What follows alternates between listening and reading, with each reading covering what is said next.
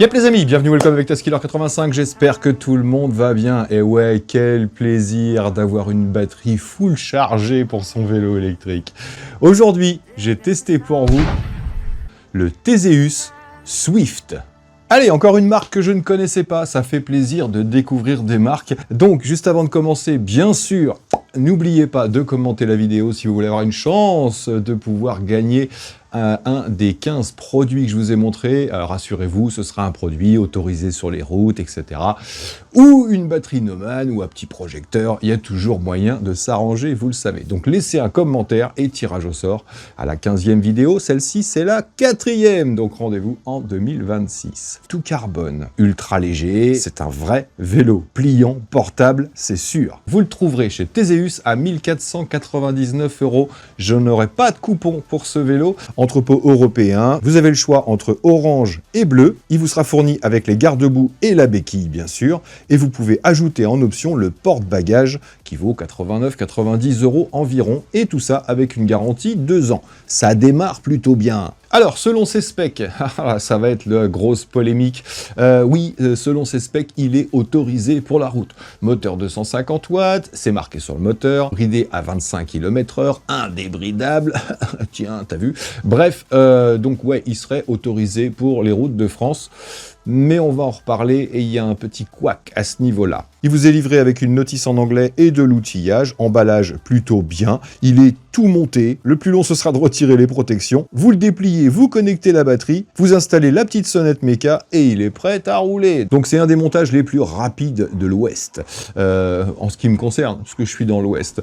Maintenant, ceux qui sont pas très doués pour les réglages, les montages, etc., bah ouais, ça facilite grandement les choses. Ce Theseus Swift a un moteur arrière de 36 volts 250 watts. Vitesse maximale 25 km/h, bridé quand vous le recevez bien sûr, et il y a un mot de passe dans les paramètres, donc vous pouvez pas avoir accès normalement à... Bien sûr, je vous en dirai un petit peu plus dans les avis et conclusions, et surtout à la fin de la vidéo, je vous mettrai les paramètres compteurs. Et ceux qui ont des questions à me poser, envoyez-moi un mail. Voilà, ceux qui ont déjà acheté ce Swift par exemple, et qui voudraient bien... un petit peu, t'as vu, envoyez-moi un email à taskiller85@gmail.com et on en parlera en tête-à-tête. Donné pour un couple de 30 Nm, c'est pas énorme. On vérifiera ça ensemble, on verra si c'est suffisant ou pas. Il est équipé, selon le site, d'un capteur de couple et d'un capteur de cadence, un truc qui ferait les deux.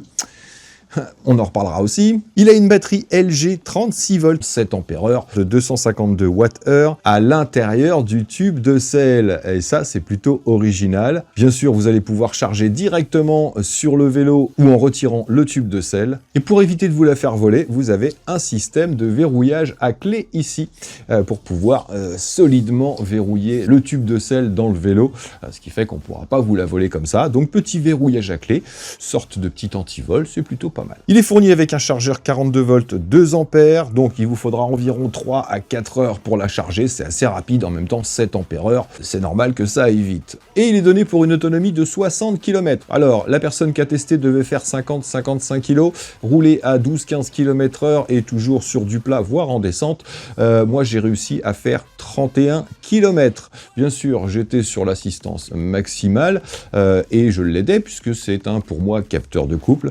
Donc, une trentaine de bornes, c'est 7 ampères-heure. Voilà, fallait pas s'attendre à beaucoup plus pour mes 80 kg. Il a un petit phare LED orientable à l'avant, plus le petit catadioptre obligatoire. Et à l'arrière, on a juste le petit catadioptre. Pas de feu arrière, pas de feu stop. Ça aussi, ça me pose un problème pour la législation, t'as vu. Le cadre, magnifique, cadre en carbone. Donc évidemment, aucune soudure. On sait que les caractéristiques du carbone, oui, anti-rouille, oui, bien sûr, forcément. Mais c'est surtout qu'il est beaucoup plus léger par rapport à de l'aluminium, mais un petit peu plus fragile. Voilà, donc c'est pour ça qu'il est limité à 100 kg. On va en reparler. Ce cadre est un cadre pliant. Vous retirez la béquille, vous avez le petit clip central très bien fini. Vous pliez les pédales, vous pouvez casser le cadre et le replier. Petit réglage sur la selle pour que le tube de sel puisse aller poser sur le sol. Et on finit par la manette du guidon. Vous le repliez. Et là, petit plus, on a un aimant sur les moyeux de roue qui permet de le replier et de le sécuriser. Alors autant vous dire qu'il est facile à transporter, vous allez pouvoir le traîner en le faisant rouler. le porter sans souci, même le porter d'une main sans aucun problème. Donc je vous ai pas fait la démo, mais oui, dans un coffre de voiture, un peu partout, ça rentre partout, il n'y a aucun souci et c'est ultra léger. Il a des pneus soi-disant Kenda sur le site, et ben non, ce sont des CST en 20 par 1,95 qu'on va gonfler à 40-65 PSI, entre 2,7 kg et 4,4 kg. Voilà, moi j'ai mis 2,5 kg, voilà, ça rajoute un petit peu de confort. Il a des jantes ABS à rayon avec des catadioptres, ça fait plaisir. De bons petits freins à disque de 160 mm de diamètre, frein hydraulique double piston de chez Shimano. C'est la première fois que je vois un système de freinage de chez Shimano sur ce genre de vélo. Ouais, cool. Il a un dérailleur Shimano tourné, 7 vitesses avec des pignons de 14 à 28 dents, la base. Un plateau de 210 mm de diamètre, 52 dents, avec une flasque extérieure en alu, avec un démontage facile. Les pédales sont en ABS pliable, petit picot. Ah, c'est pas fait pour la boue, on le sait. La petite fourche également tout en carbone, va falloir y aller mollo. On a un amortisseur arrière à air et réglable. Alors pour info, moi je l'ai baissé un petit peu, il était un petit peu trop tendu pour moi, donc vous savez, il faut une petite pompe haute pression et je l'ai descendu à 140, je crois, 140, 150 environ. C'est très dur de faire pile poil et là il est parfait pour moi. Donc petit amorto réglable, c'est un petit plus. Il a un beau petit guidon de 65 cm de large, c'est un ensemble tout carbone aussi. Des poignées silicone anti-casse-poignet super bien fixés, un shifter 2 doigts, le petit compteur LCD brandé, et les petits commodos déportés avec les commandes du compteur plus l'allumage du phare. Et juste un petit clic, t'as pas besoin de maintenir le bouton. Des leviers de frein alu de 3 doigts avec une petite garde réglable, de chez Shimano également. La selle est plutôt fine mais ergonomique, assez confortable, assez moelleuse. Il est IP65, donné IP65, bah ouais, je veux bien le croire, hein. Il n'y a pas grand chose qui dépasse à l'avant, tout est bien camouflé, le câblage ressort ici sur le côté et rentre en dessous à l'intérieur, il y a des petits joints caoutchouc à chaque fois. Pareil, petite sortie de câble ici, donc on n'a vraiment rien d'exposé. La batterie, c'est pareil, vraiment pas exposée à l'humidité. Le branchement se fait par en dessous à cliquer, donc très peu de chances qu'il y ait de la flotte qui rentre dans les connexions, ça c'est clair. Donc ouais, un des mieux protégés dans ceux qu'on a vus jusqu'à maintenant. Il a des garde-boue plastiques assez longs, ça devrait plutôt bien protéger. Une petite béquille en aluminium, bien tendue, qui brandouille pas. Alors il pèse 17,2 kg, bah, pesé sur ma balance, comme d'habitude, hein, vous le savez. Moi je prends pas ce qui est écrit sur le site. Donc 17,2 kg en tout et pour tout, ben voilà, hein, d'une main, je vous ai dit, c'est plus léger qu'une batterie nomade. Et on va pouvoir lui mettre dessus une charge de 100 kg, jusqu'à 100 kg. Ça veut dire que si vous faites 90-95 kg, vous pourrez vous en servir sans problème. Par contre, évitez de monter, descendre des trottoirs en forçant, de lui mettre trop d'à-coups, bien sûr.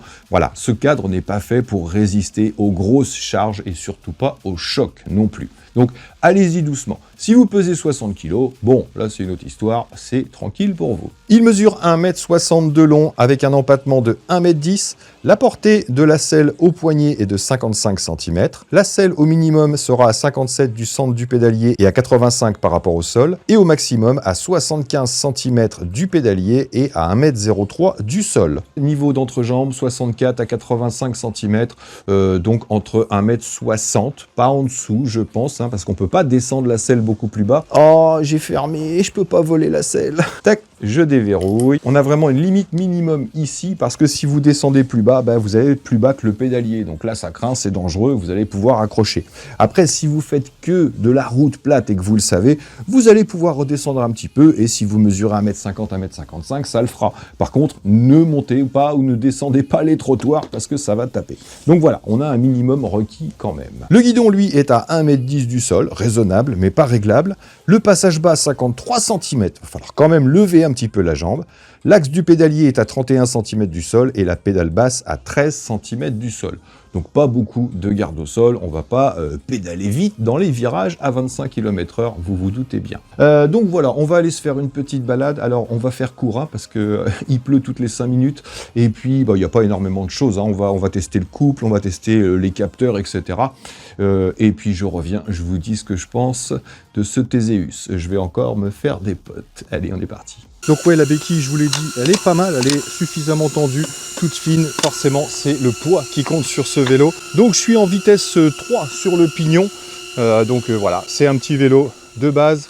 Donc vous vous doutez bien, ça pédale sans problème. Je peux même monter en rapport, aucun souci. C'est vraiment super léger. Ah tiens, j'ai pas allumé mon petit feu. Mon petit feu magique. Voilà. Bon, bah j'ai un feu arrière. Et j'ai même... Tac, un feu stop, t'as vu? Allez, suis-moi. Donc ouais, on va pouvoir pédaler sans problème. Comme un vélo ordinaire. Il n'y a pas de souci. Et même enquiller du kilomètre. Alors, assistance 1. Donc ça change tout, forcément. Donc là, j'ai pas besoin de forcer. Évidemment, je suis resté en mode bridé. Mais alors là, ouais, là, ça force pas du tout. Je peux monter au rapport maximal. Tac. Alors par contre, c'est très très boueux. Donc je vais y aller doucement. Alors, est-ce qu'on a un vrai capteur de couple déjà? Oui. Si je force, j'augmente et j'ai toujours l'assistance. Donc oui, vrai capteur de couple, sans problème.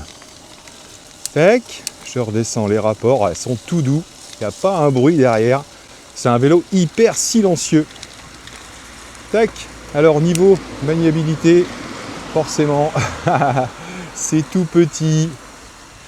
Voilà, le frein n'agit pas sur le capteur. Donc je peux même freiner et pédaler en même temps. Ah, tu m'as perdu toi. Bip, bip, bip, bip. C'est la marche arrière, t'as vu? Bon, ça commence plutôt pas mal. Alors on va tester notre pignon comme d'habitude. Voilà, ça passe tranquillement et ça fait pas un bruit. Ouais, je l'ai reçu vraiment hyper bien réglé. Que ce soit au niveau de la pignonnerie ou au niveau du frein. Tout était très bien réglé, ça tombait vraiment pile poil. Ah, ça patine! Hop, par contre, ouais, voilà, sur le petit pignon, on a l'air d'avoir un bon développement. Hop, ça freine. Alors, on sent que le cadre est légèrement souple. Bon, c'est l'avantage du carbone, c'est que ça absorbe un peu les vibrations. Par contre, je vous le dis, ouais, cadre un petit peu fragile, donc limité à 100 kg, va pas falloir faire le fifou avec, c'est clair. Donc ouais, même sur le grand pignon, assistance 1, le capteur est assez réactif et on a un vrai capteur de couple. Dès que je pousse un peu plus fort, forcément en assistance 1, voilà, il faut l'aider un peu plus. Mais encore une fois, sur ce vélo qui fait 17 kg, franchement, voilà, c'est un vélo normal. Hein. Là, je suis pas en côte, ça passe tranquillou, pilou. Hein. Alors, assistance 2, 3, 4 et 5. Alors, sur les capteurs de couple, on le sait, hein, je ne sais pas s'il y a vraiment un gros intérêt à avoir 5 assistances. Si vous mettez sur 3 dans les paramètres, hein, rendez-vous en fin de vidéo pour la petite surprise. Vous mettez sur 3 assistances, ça suffit largement. Hein. On va voir si le capteur est réactif. Là, je pars en début de côte. Je pousse. Ouais, le capteur est instantané. Et le moteur est super silencieux. Ça m'étonnerait que vous l'entendiez. Et là, je pousse un peu sur les pédales et ça monte très vite. À 25, on va pouvoir vérifier si le compteur est bien réglé. Donc là, je suis 25 km/h sur le compteur du vélo et 25 sur le GPS. Dès qu'on arrive à 26, je sens l'assistance qui se coupe. On va régler ça un peu plus loin. Donc là, ouais, petite côte. 5-10%, vous le savez, c'est pas violent. Mais c'est une côte qui est plutôt longue, vous voyez. Et là, je sens que les 30 Nm sont limites. Je perds en puissance. Là, je vais m'arrêter et on va repartir en plein milieu de côte. Je pousse. Hop, j'ai l'assistance tout de suite. Hop, je pousse mes vitesses. Ouais, donc forcément, ça monte un peu plus facilement. Mais ça monte sans problème. Hein. Plus fort de la côte. Ouais, 30 Nm, pas plus. Donc ça vous aidera, hein, c'est sûr, largement sur les petites côtes.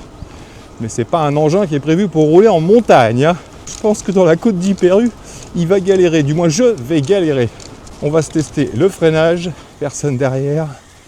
Donc oui, un super maniable, forcément. Regardez, je fais un petit 360 sur la route. Et avec le capteur ultra réactif, ça le fait bien. Alors vous voyez, quand je freine fort, j'ai une sorte d'élasticité sur l'avant, mais c'est pas au niveau de la fourche, c'est au niveau de l'intégralité du vélo, c'est rigolo. Alors forcément, en descente avec celui-là, vous allez facilement pouvoir dépasser les 25. Il roule tout seul, donc la route là est chaotique. Donc j'ai bien les petites vibrations dans le guidon. Vous allez peut-être les ressentir dans la caméra d'ailleurs. Voilà, je suis déjà à 29, alors que je pédale à peine, donc ouais, ça déroule tout seul. Et il pleut. Bon ben voilà quoi, c'est super. Bon par contre niveau position de conduite, hein, j'ai mis la selle assez haute. Je peux pas lever le guidon un peu plus, donc je suis un petit peu projeté sur le guidon. Bah, je pourrais baisser la selle hein, pour ça, mais je préfère être comme ça là. Alors, 25, freinage là. Donc ouais, ça glisse. 1,50 m à peu près. C'est humide, c'est tout mouillou, c'est pas top moumoute, t'as vu. Donc ouais, le freinage est super bon, c'est clair. Bon, j'ai pas le sac à dos aujourd'hui, hein, donc faut que je me débrouille avec ma perche. Bah, j'espère que ce sera quand même correct pour vous. Alors on va aller quand même se faire un petit tour de rond-point. Après on va aller à la côte d'Hyper-U. Bon, super réactivité pour le capteur de couple, c'est clair. Alors je suis en assistance 5. Ça monte tout seul dès que je pousse un petit peu. Par contre, capteur de cadence, voilà. Là, si je pédale dans la smoule, ça ralentit tout de suite. J'ai plus du tout d'assistance. Alors, qu'est-ce qu'ils appellent le capteur de couple mélangé au capteur de cadence? Non, il faut mettre la pression sur les pédales. Pour moi, c'est vraiment un capteur de couple pur et simple qui fonctionne très bien, il n'y a aucun souci. Et je préfère, de toute façon, capteur de cadence sur ce vélo, pas un grand intérêt. Bon, bah là, malheureusement, vous vous en doutez, rond-point, je peux pas le prendre vite. Mais la pédale, elle n'est pas très haute, vous le savez, c'est pas le genre de vélo. Vous voyez, je suis à 17 km/h. Et je dois pas être très très loin du sol. Donc ouais, non, pas fait pour les extrêmes, vous vous en doutez. C'est vraiment un petit vélo de balade. Là, au niveau de l'amortissement, l'arrière fait bien le taf. Franchement, j'ai ce petit amorti, regardez. Tac, je descends un trottoir, j'ai pas de secousse. Bon, j'ai pas l'effet, bien sûr, mais pas de secousse. C'est vraiment super agréable d'avoir ce petit amortisseur. Par contre, la fourche est rigide. Donc même si on a cet effet... Hop, avec le carbone qui réduit un peu les vibrations, voilà, il n'est pas fait pour claquer les trottoirs, taper les bosses, etc. Certainement pas. Alors, niveau équilibre, ça va, franchement, il est ultra léger, donc il est facile à manier, facile à maintenir, pas de souci. Donc le cadre est bien conçu. Vous savez que j'aime bien tester l'équilibre. Vous pouvez les voir vu du dessus là. Ouais, c'est gaulerie quand même, le 360, c'est marrant. Donc là, je suis en assistance 1, je force pas du tout sur les pédales, je me balade. Hop, une autre vue, tac tac. Vue de l'arrière. C'est marrant. Ouais, c'est rigolo. Ouais, c'est vraiment un petit vélo super agréable. Ultra silencieux, il n'y a pas un bruit parasite, que ce soit au niveau de la chaîne, au niveau du dérailleur, etc. Ça ne bronche pas, c'est vraiment super agréable. Attention, il y a des branches là. Baisse la tête. Attention, le panneau. Wow. Allez, on va aller faire un tour dans la petite côte d'Hyper-U et on va voir ce que ça donne. Ouais, on dirait que je roule. Ah oui, il pleut. On dirait que je roule avec un parapluie vu d'ici, t'as vu? Mais je suis mouillé quand même. Il va falloir que je teste un autre parapluie. Quel sale temps. Bon, capteur de coupe, franchement hyper réactif. Même quand on est lancé, là je suis à 16, je repousse. Bam, j'ai l'assistance automatiquement. Il me faut à peu près 10-15 cm, bam, pour que ça reprenne. Même pas, on va dire un quart de tour. Mais c'est ce silence surtout qui m'interpelle.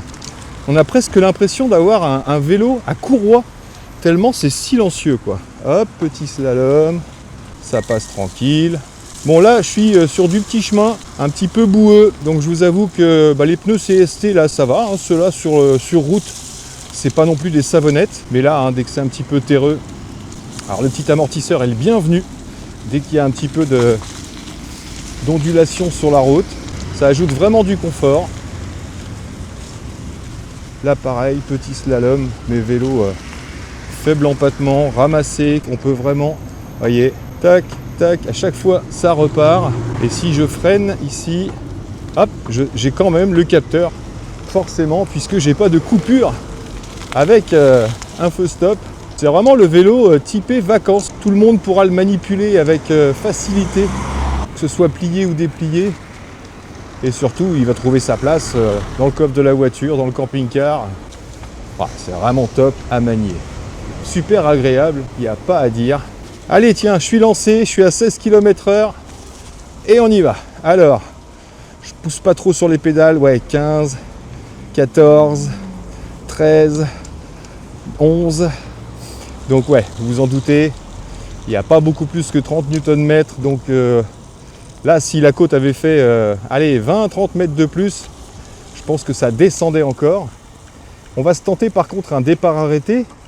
Qu'est-ce que ça donne au niveau du freinage là? Ouais, super réactif. Vous voyez, quand je freine du frein avant, j'ai l'amortisseur arrière. J'ai cette espèce d'effet de remontée. C'est rigolo. Donc petit conseil, privilégiez le frein arrière sur celui-ci et vous enquillez le frein avant après, bien sûr. Voilà, donc là il n'y a pas d'effet du tout. On va partir à l'arrêt, assistance 5. Qu'est-ce que ça donne? Zou! C'est parti. Donc là j'ai l'assistance. Voilà, donc ça mouline et ça monte sans problème. Ça monte même plus facilement que si j'étais sur un petit pignon forcément. Donc ouais, 30 Nm, c'est pas beaucoup. Par contre, on a vu plein de vélos pliants qui n'avaient pas de dérailleur. Le fait d'avoir un petit vélo 20 pouces comme ça avec un dérailleur, sur le grand pignon avec une assistance, ça monte tout seul quoi. Bon, la petite côte. Donc je change mes rapports de vitesse, on peut vraiment le faire sur place, hein. C'est ouf. C'est ouf la maniabilité. Alors je pars, grand pignon, assistance 5, et ouais, je monte sans problème. Voilà. Faut que j'appuie sur les pédales, hein, c'est clair. Mais ça monte sans aucun souci. On va aller se faire notre petit test de vitesse. Donc là, je vais passer dans un petit peu de boue, des petites flaques pour tester les garde-boue. Mais faut que je fasse gaffe parce que j'ai vite fait de perdre l'adhérence là avec ces petits pneus là. On n'est pas sur un fat bike les copains. Tac. Moi j'en ai pas trop sur les peupons apparemment. On se prend le petit étang habituel. Légèrement de profile. Et bon ça va, les pneus éclaboussent pas non plus énormément. Allez, petit test de vitesse. Ouais ça va, on peut monter et descendre facile quand même, hein. Alors, assistance 5, débridé. Je sais pas si je fais le test de vitesse avec le hover. Ah là là, j'ai peur de le cracher. Allez, je pousse. Donc ouais, on dépasse les 25. Là, j'arrive à 31, 32. Ouais, après, je me demande si j'atteindrai pas la même vitesse sans l'assistance. Puisque là, je suis sur un faux plat en légère descente. Mais j'ai testé, ouais, 32 km/h, même si le débridage va à 40, vous aurez du mal à dépasser, sauf si bien sûr vous faites travailler les cuisses, puisque là vous pouvez atteindre cette vitesse-là, même sans assistance. Mais ouais, en mode débridé, 30-32 km/h. C'est un peu mieux que 25, mais c'est pas non plus la bérésina. Allez, on se le refait sans le hover. Alors ouais, bah, ça monte assez facilement à 30. Hein. Allez, je pousse sur les pédales. Ça y est, j'entends plus l'assistance et je suis à 34. Donc ça s'est coupé à 34 km/h. Si je continue de forcer, je vais pouvoir monter un petit peu plus, 35, 36. Mais là, je suis en musculaire total. Et honnêtement, c'est pas mon truc. Et honnêtement, je sens une petite élasticité dans le cadre. C'est pas le genre de vélo où on va pouvoir mettre toute la puissance, forcer comme un âne. C'est sûr et certain. J'ai pas l'habitude. Donc ouais, débridé en terrain privé, ça vaut le coup pour pas être bloqué à 25, mais on gagne pas énormément. On va finir par cette petite côte en terre, vous savez, qui est assez galère. Je vais peut-être changer de rapport. Tac. Et vous voyez, je suis à 20. Si je veux, non. 18, 17, 15. Alors capteur de couple exclusivement, hein. Il n'y a pas de capteur de cadence là-dessus. Si je veux pas forcer, faut que je mette un plus grand pignon. Et là, ça devient beaucoup plus facile. Et ça monte à 15-16. Ben ma foi, c'est pas mal. Bon, bah je suis flingué. Alors, hop. On a fait 11 km à 8 km/h de moyenne, 36 km/h en vitesse max, 42 au total. Ça suffit largement pour aujourd'hui. Il me reste quoi? 3 barres, j'ai déjà usé 2 barres de batterie pour 11 km. Forcément, débridé, forcé, les côtes, machin. Donc ouais, on est bien sur l'autonomie dont je vous parlais. Vous ferez à peu près 40-50 bornes si vous pesez 65 kg et que vous forcez un petit peu. C'est pas un vélo pour les longs trajets. Allez, on rentre et je vous dis ce que je pense de ce petit Swift. Bon, ben voilà ce que ça donne une fois rentré de balade. Un petit peu de crasse-pouillou, mais ça va, c'est pas énorme, j'ai rien dans le dos. Voilà l'état de mes pompes et de mon pantalon. Donc c'est plutôt correct. Donc les garde-boue protègent bien, ça suffit largement. Encore une fois, c'est vraiment pas un vélo pour aller faire du off-road, vous vous doutez bien. Et encore une fois, pas peur d'y aller franco. Voilà, il n'y a rien qui craint, on n'atteint pas la batterie. Donc super facile à nettoyer sans problème. Ça fait plaisir. Bon, bah comme d'habitude, après le côté pile, le côté face, elle s'appelle. Hein. Ça commence à vraiment peler. Il est grand temps que je sois en vacances, t'as vu? Alors, mon avis, eh bien, on va commencer par les moins. Pas de plaque d'identification sur ce vélo notifiant 25 km/h max, 250 watts, etc. Et j'ai demandé un certificat, certificat de conformité avec ces mentions, 25 km/h, 250 watts max. Je ne l'ai pas encore reçu et ça veut dire qu'ils ne l'ont pas d'origine. Je vais vous dire honnêtement, ils m'ont saoulé pour dire que ce vélo, pour la législation française, était bridé à 25 et nanani nanana. En attendant, il n'y a pas de plaque d'identification, il n'y a pas de document fourni avec pour attester de tout ça, et il n'y a pas de feu arrière non plus. Donc, il ne rentre pas dans le cadre de la législation française. Bon, le feu arrière, c'est rien, hein. Voilà, moi j'en ai rajouté un, mais c'est pas ça le plus important. Si on vous arrête, on va vouloir voir là, bon, le moteur c'est marqué 250 watts dessus, mais il devrait y avoir soit une plaque d'identification, soit un document à pouvoir présenter. Dans les moins toujours, capteur de couple et de cadence annoncé. Alors oui, le capteur de couple fonctionne, il est bien là, c'est correct, mais je trouve pas le capteur de cadence. Voilà, j'ai cherché, je l'ai pas trouvé. Ils m'ont expliqué, soi-disant, qu'il fallait mettre de la pression pour que le capteur de cadence se déclenche. Donc c'est un capteur de couple, t'as vu? Dans les moins toujours, on en revient là, pas de feu arrière, pas de feu stop, bien sûr, au moins un feu arrière, hein, même si le feu stop n'est pas obligatoire. L'autonomie, l'autonomie très moyenne, hein, c'est un vélo pour les petits trajets, donc 7 ampères-heure, fallait pas s'attendre à beaucoup plus. Mais bon, je le note dans les moins quand même, parce que pour certains, c'est un frein. Bon, au niveau confort, on est pas mal sur les petits trajets, la selle suffit largement.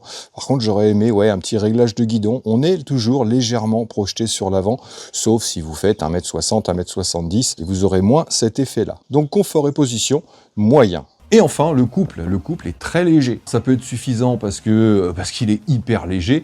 Maintenant, il va falloir quand même que vous pédaliez si vous avez quelques faux plats, quelques côtes, etc. Si vous êtes que sur du plat et en descente, il n'y a pas de souci, hein, à la limite, il n'y a même pas besoin d'assistance. Mais si vous avez besoin vraiment de l'assistance, que vous ne pouvez pas forcer, par exemple, avec vos jambes, eh ben, ce sera un petit peu court. Donc, c'est tout dans les moins, c'est déjà énorme. Dans les plus, alors forcément, le plus gros plus, c'est poids, encombrement, déplacement, pliage, batterie sécurisée dans la selle, etc. Ouais, franchement, c'est hyper léger, c'est facile à plier, c'est facile à transporter, c'est voilà, hein, j'exagère pas, hein, franchement, bref, c'est son gros plus. Conception, finition, câblage IP65, j'ai mis ça dans le même. Belle conception, belle finition, j'aime beaucoup son look comme ça, tout est lancé, bien aligné, etc. Bien sûr, pas de soudure apparente, une belle petite peinture plutôt propre. Les câblages bien rangés, bien emmitouflés, ça dépasse pas dans tous les sens. Faut le dire, voilà, faut le dire, esthétiquement, il est propre. Sinon, le freinage, top aussi, voilà, petit freinage hydraulique Shimano, je m'attendais pas à moins bien. Utilisation sans assistance, bah oui, c'est le genre de vélo où vous pouvez rouler sans problème, sans assistance, et utiliser l'assistance que quand vous avez besoin. Voilà, si c'est beaucoup plat chez vous et avec un petit peu de côte, pouvez mettre l'assistance que pendant les côtes, tout simplement. Et là, vous allez rajouter de l'autonomie, c'est sûr et certain. Donc oui, utilisation sans assistance, et couplé à ça, développement, cadence, dérailleur. C'est vrai que sur un petit vélo pliant, le fait d'avoir un amortisseur arrière, le fait d'avoir un dérailleur, d'avoir un grand plateau comme ça, ouais, c'est un bon compromis, c'est un beau combo, franchement, justement pour si on veut l'utiliser sans assistance. Également. Donc ouais, développement, dérailleur, tout ça, j'aime beaucoup. Le petit compteur aussi, il est discret, mais il est super bien visible. Voilà, il y a les infos suffisantes dessus, on n'a pas besoin de plein de trucs. Très difficile à abîmer, même si le vélo tombe, etc. Il est bien caché. Heureusement, parce que si vous le cassez, c'est toute la colonne qu'il faut changer, je pense. Le phare, lui, est efficace. En plus, on peut l'orienter, donc ça éclaire bien la roue, ça éclaire bien devant. Rien à dire à ce niveau-là. Et entre les catadiotes et les flancs réfléchissants des pneus, on est plutôt bien vu. Donc voilà, pour les plus.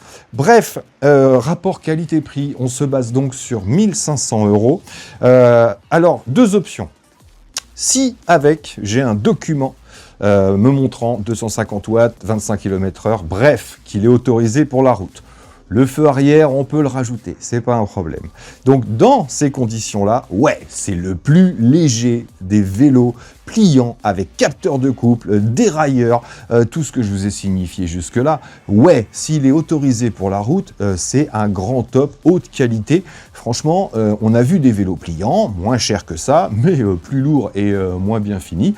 Ouais, franchement, top si jamais on a les documents autorisés, bien sûr, pour emmener en voyage, pour les camping-caristes, pour emmener dans les transports en commun. Si vous habitez à un étage, par exemple, et que vous avez que des petits trajets à faire et que vous cherchez de la qualité, ouais, ce vélo est top. Pour ces utilisations-là, je précise. Par contre, s'ils ne fournissent pas de documents avec, ce vélo est complètement pas légal en France. Voilà, on aura du mal à justifier.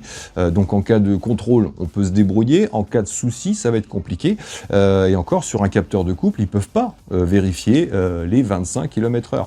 Oui, ils m'ont dit c'est écrit dans la notice. Ouais, mais ils s'en foutent de ça. La police s'en fout de la notice de votre vélo. Ce qu'ils veulent, c'est un document ou une plaque d'identification. Donc, monsieur Théséus, rajoute-moi une plaque d'identification sur ce vélo ou fournis les documents qui vont bien avec. Mais bon, la plaque, ce serait pas trop, ce serait déjà pas mal. Donc voilà, les amis, mon avis sur ce Théséus Swift. Je pense pas avoir d'autres Théséus à tester, ils vont pas aimer. Voilà, vous le savez, je suis Franco de Port. Maintenant, faites-vous votre propre idée, bien sûr, par rapport à ce que je vous ai dit, ce que je vous ai montré. C'est bien sûr toujours vous, au final, qui prenez la décision. Donc voilà, les amis, merci à tous d'avoir suivi, merci encore à vous d'être là. Et puis moi, là-dessus, il me reste plus qu'à vous dire surtout, portez-vous bien, prenez soin de vous et des autres, soyez prudents. Et à très bientôt dans mes vidéos. Je vous laisse avec les petits paramètres du compteur, avec le petit secret et le montage ultra rapide. Allez, ciao, ciao. Alors voyons ensemble ce petit compteur, je vous montre tout de suite les commodos parce qu'après je vais zoomer, sinon vous ne verrez pas les couleurs du compteur. Donc on a le bouton M en haut pour valider et rentrer dans les paramètres, le plus et le moins pour changer l'assistance, vous voyez vous ne voyez rien, c'est trop lumineux, je vous ai dit on le voit vraiment bien en plein soleil. Et le bouton Power ici pour allumer et éteindre ou pour valider une fois qu'on est dans les menus. Et si vous mettez au moins une assistance, quand vous maintenez le bouton moins, on a toujours l'aide à la marche bien sûr qui se déclenche jusqu'à 5 ou 6 km/h. Je vais zoomer sur le compteur, voilà à quoi ressemble le compteur comme vous le verrez vous avec vos vrais yeux. Donc en appuyant sur plus et moins, je change les assistances qui grossissent et qui reviennent à la normale. Tout en haut on a donc les barres de batterie, là on est au maximum, l'affichage des km/h et le numéro de l'assistance bien sûr. Si j'appuie un petit coup sur le M ici, on va avoir le trip, la vitesse moyenne, la vitesse max et l'odomètre. Ça revient tout seul au bout de quelques secondes. Si j'appuie sur le bouton Power un petit coup, tac, j'allume les phares et c'est instantané, ça fait plaisir. Pour rentrer dans les paramètres, je maintiens le bouton M. Hop, voilà, on a un menu tout à fait normal. Donc pour valider, je rappuie sur le bouton M. Ici, c'est pour remettre à zéro le trip. Ici, c'est pour choisir l'unité miles ou km/h. Donc on appuie sur M à chaque fois pour valider ou pas. Ici, c'est pour ajouter un mot de passe si on veut. Donc on le met sur off ou sur on. Là, il est sur off. Et si vous mettez sur on, c'est ici que vous allez choisir votre mot de passe. Ici, setting, si vous validez, il vous demande un mot de passe. Contactez-moi par mail si vous voulez connaître ce mot de passe. Je ne le montrerai pas en direct. Je suis rentré donc dans les paramètres spéciaux du vélo. Donc on a la vitesse ici. Donc on valide avec le M toujours, 25 km/h. Et on va pouvoir monter jusqu'à maximum 40 km/h, ce qui le bride grosso modo à 32 km/h. Je reviens à sa bride, je valide avec le M. Ici, on a la taille de la roue, donc ça on peut modifier si jamais le compteur n'est pas bien réglé par rapport au GPS, ce qui n'est pas le cas. Le voltage de la batterie, on n'y touche pas. Les niveaux d'assistance, et là on peut choisir 5 niveaux, 9 niveaux. Si je redescends, on a 3 niveaux d'assistance. Donc ça, c'est important de pouvoir le modifier. Ici, pour remettre l'odomètre à 0, donc je valide. Si je mets sur Yes et que je valide, ça remettra tout à 0. Donc là, je mets No. Les magnettes, c'est les aimants, vous n'y touchez pas. Et on a la sortie. Et on revient aux paramètres de base. On a les infos avec les versions sur le vélo. Et enfin, Exit. Voilà, vous savez tout sur ce petit compteur. Très très mignon et surtout bien visible.